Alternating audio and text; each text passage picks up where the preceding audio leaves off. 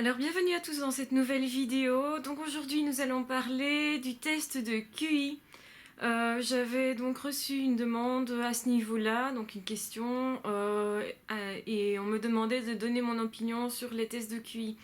Alors évidemment, durant mes études, on m'a appris à faire passer des tests de QI, donc tout ce qui était passation, on m'a forcément donné des cours à ce niveau-là.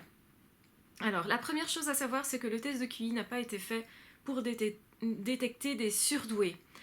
Il a en fait été fait plutôt pour détecter les personnes qui étaient sous-efficients, si je peux parler ainsi, je n'aime pas trop ce terme, mais voilà. Des personnes donc, qui avaient des QI plutôt inférieurs et qui ne pouvaient pas continuer l'enseignement scolaire normal, simplement parce qu'ils n'avaient pas les aptitudes pour poursuivre. Alors, bon, déjà, il faut bien comprendre quand même que ce sont des données assez subjectives, dans la mesure où un test de QI ne mesure qu'une partie de l'intelligence. Je pense qu'il ne faut pas confondre intelligence et intelligence. Je m'explique par là.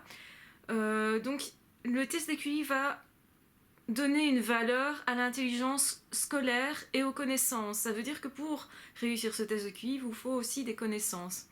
Donc, quelqu'un qui a vécu comme un enfant loup, donc dans des bois, sans jamais avoir contact avec beaucoup de civilisation, etc., forcément, il va avoir de moins bons résultats. C'est de toute façon nécessaire d'avoir des connaissances. Donc ça ne mesure pas seulement l'intelligence. Donc il faut faire attention quand on utilise les tests de QI, surtout si on n'utilise que ça évidemment. Il faut obligatoirement compléter les tests de QI par autre chose, et pour les sous-efficients et pour les surefficients.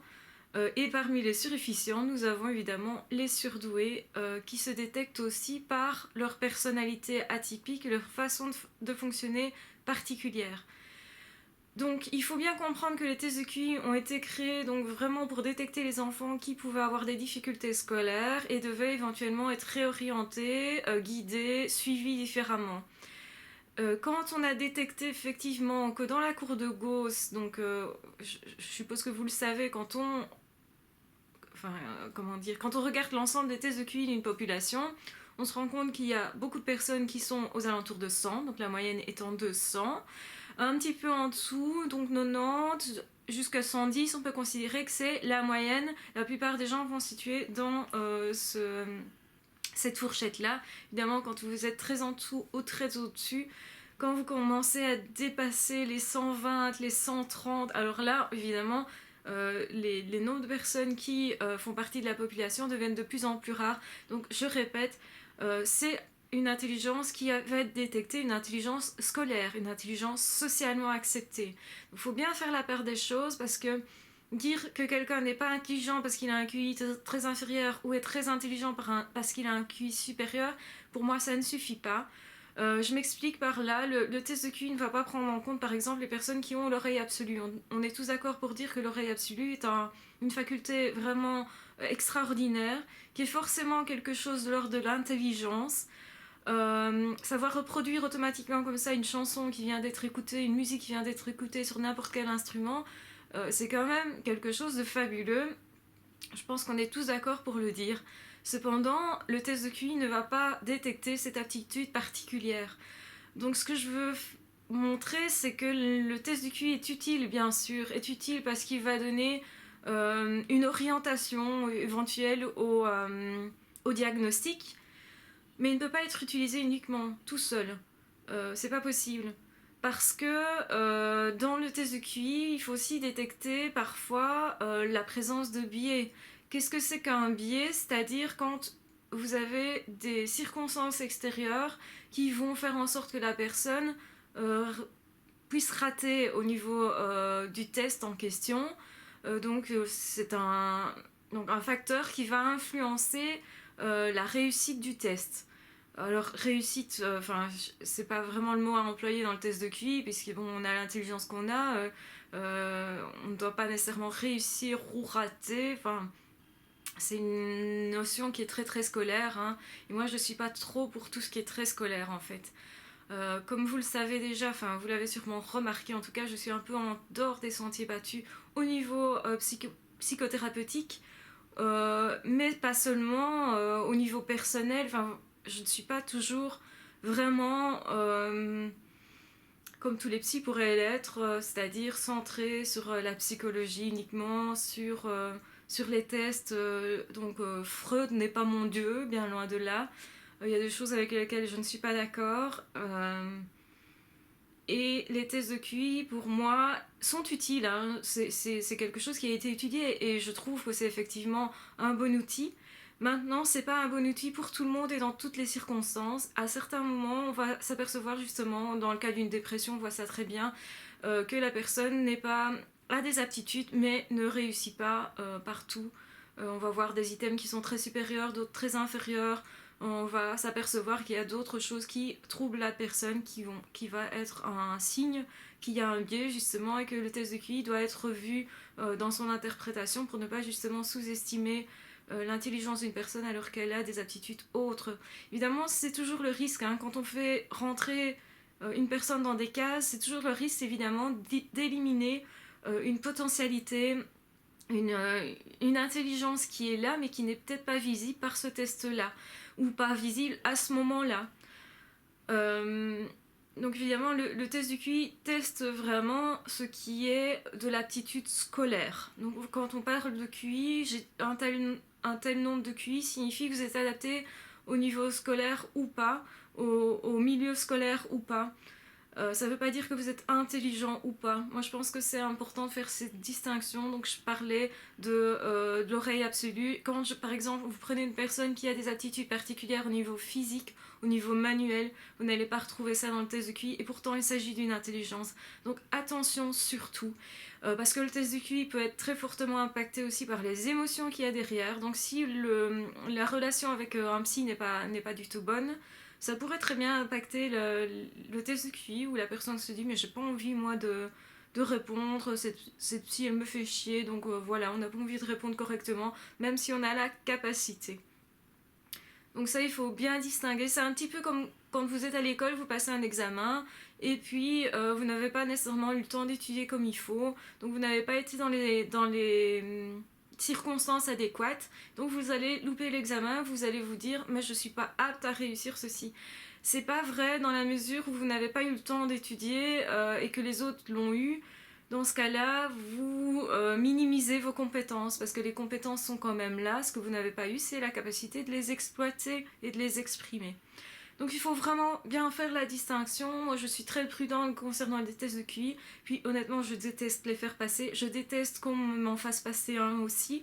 Je n'ai pas aimé ça. Puisque évidemment quand on apprend à manier ce genre de tests, et même d'ailleurs les tests de personnalité c'est le même principe, on doit passer, donc on doit faire soi-même le patient et donc se faire passer le test par une autre personne. Et ça s'explique parce qu'après, évidemment, on connaît trop bien le test et on ne peut pas de manière optimale le repasser. Simplement, ça va être biaisé justement quand vous connaissez très bien un test. Normalement, vous avez d'ailleurs un délai entre les tests de QI.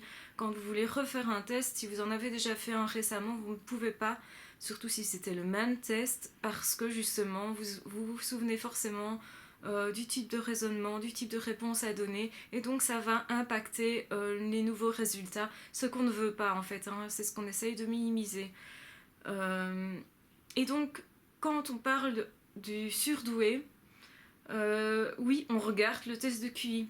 Alors pour certaines personnes, c'est intéressant dans le sens où ça donne un élément de plus pour s'appuyer, pour dire ok, cette personne est vraiment bien un surdoué.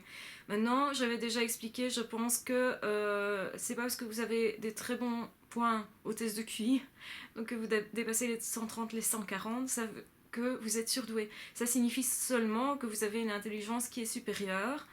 Maintenant, attention que beaucoup de psys au début, quand ils ont constaté qu'il y avait une petite personne qui rentrait justement dans cette partie de la courbe de Gauss, donc qui était très à droite, se sont dit bah ok, ces personnes là n'ont pas de problème, ça ne signifie rien du tout, et ils ont un peu nié les résultats.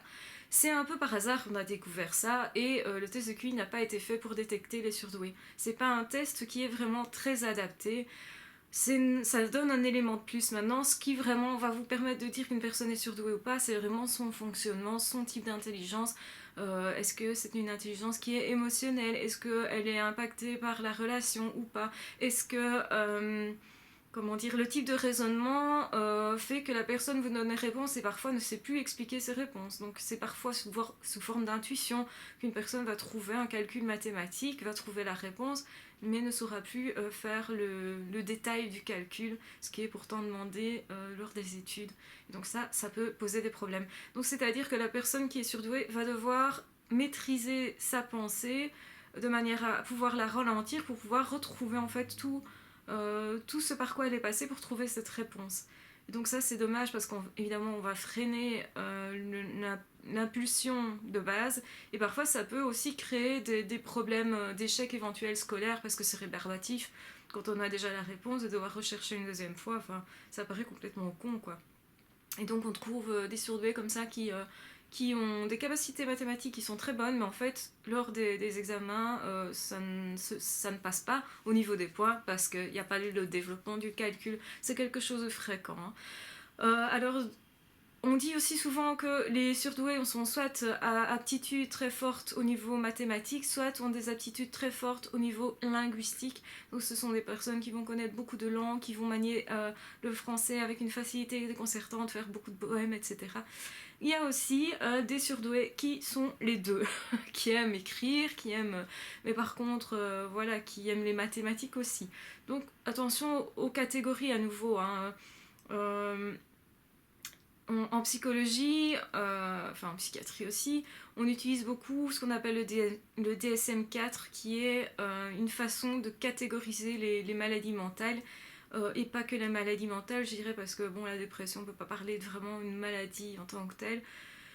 Mais voilà, attention de faire rentrer des gens dans les cases, parce que ça aussi, c'est pas toujours génial. J'expliquais il n'y a pas longtemps à un collègue qu'une personne qui va souffrir d'anorexie peut souffrir de différentes manières de l'anorexie. Ça peut être considéré comme la manie, généralement elle est classée dans cette catégorie-là. Mais il y a aussi un trouble relationnel à avoir, donc un trouble qui peut être par rapport à soi-même, par rapport à l'image de son corps. Donc attention aux catégories parce qu'une maladie peut se retrouver dans plusieurs catégories. Et c'est pas parce que on a une convention qui fait que on a classé les personnes de cette façon-là qu'automatiquement, quand vous traitez une personne, vous devez aussi les classer de cette manière. Moi, je suis un petit peu contre les classements. Je suis aussi contre le fait qu'à l'école, vous avez des catégories par cours. Je vois pas pourquoi il y a des liens qui existent entre les cours et malheureusement, ils sont pas exploités. Et le surdoué ressent ça très fort comme une anomalie du système. C'est-à-dire qu'il pourrait très bien faire un lien entre les sciences et les mathématiques ou le français et vouloir en fait en parler à l'examen. Sauf que c'est pas perçu par le prof comme quelque chose de positif puisque c'est pas son cours, il ne s'adresse qu'à son truc à lui. Donc voilà, c'est un petit peu dommage de catégoriser de cette façon-là. C'est vraiment pour moi le test de personnalité qui va déjà être beaucoup plus parlant au niveau de quel type de personnalité, quel type de personne on a en face de soi. Et puis c'est pas parce qu'on se dit ah celui-là il est surdoué que d'office c'est le même surdoué que l'autre d'à côté. On est quand même tous des personnes différentes avec des capacités qui sont quand même différentes, disons-le, même si ça ne paraît pas logique. Je crois que les tests de QI dérangent justement parce qu'on met là derrière des personnes qui ont des capacités, d'autres qui en ont moins, et ça ne paraît pas juste, c'est injuste même de voir que certains ont la capacité d'eux et d'autres ne l'ont pas. Je pense que ça dérange énormément à cause de ça, le test du QI. Moi personnellement, je suis pas très très fan. Maintenant, j'en ai fait passer bien évidemment parce que on me le demande parfois, mais je n'aime pas ça. Donc, je trouve que c'est réducteur. Qu'il faudrait d'autres tests pour détecter les surdoués notamment. Donc voilà, voilà ma manière de voir les choses. Je ne pense pas que c'est que les tests en fait soient suffisants de toute façon. Il faut faire vraiment attention quand on les utilise. Maintenant, comme je dis, c'est un outil qui est utile tout de même. Hein. Je ne dirais pas à quelqu'un, surtout ne faites jamais de test de QI. Ça dépend de la personne en fait. Il faut voir ce qu'on attend de ce test-là. Il faut voir quelle demande il y a derrière ça. Si c'est une école qui demande pour un enfant, déjà on n'est pas obligé de donner les résultats. On peut dire ok, il est apte ou il n'est pas apte à continuer dans cette école, mais sans nécessairement aller exprès dire mais non, il n'a pas la capacité, attendez, qu'est-ce qu'il fait là, enfin bon. Je veux dire, mettons en dehors les jugements de valeur, et je pense que c'est ça, hein, il y a beaucoup de polémiques sur le QI justement parce qu'il y a un jugement de valeur là-dessus, où on dit à quelqu'un mais toi tu es plus malin que les autres, et donc on a peur que cette personne se retrouve à un but d'elle-même, ce qui pourrait arriver éventuellement, surdoué ou pas d'ailleurs. Mais je pense que les surdoués retombent quand même assez vite sur leurs pattes en se disant mais non, attends, moi je sais aussi, même si je sais faire des choses en plus, je sais aussi faire des choses en moins. Et donc quelque part ça s'équilibre. Et de toute façon on est sur Terre pour une mission peut-être précise chacun, alors pourquoi aller se comparer avec les autres? Moi j'ai du mal avec tout ce que comparaison et compétition, mais donc ça enfin voilà, c'est ma personnalité comme ça. Et donc forcément j'ai du mal aussi avec le test de QI, parce que pour moi c'est beaucoup plus intéressant de voir quel type de personnalité on a derrière une personne, quel type d'histoire on a derrière une personne, comment cette personne-là peut s'en sortir et ce qu'elle va faire de tout ça. C'est beaucoup plus intéressant que de parler seulement d'un test de QI. Pour moi c'est trop scolaire, c'est trop carré, ça me correspond très peu en fait. Donc voilà, j'espère que cette vidéo aura répondu à la question qu'on m'a posée. N'hésitez de toute façon pas à en poser d'autres, je me ferai un plaisir d'y répondre le mieux possible. Voilà, en tout cas, je vous souhaite une très bonne journée et un très bon dimanche.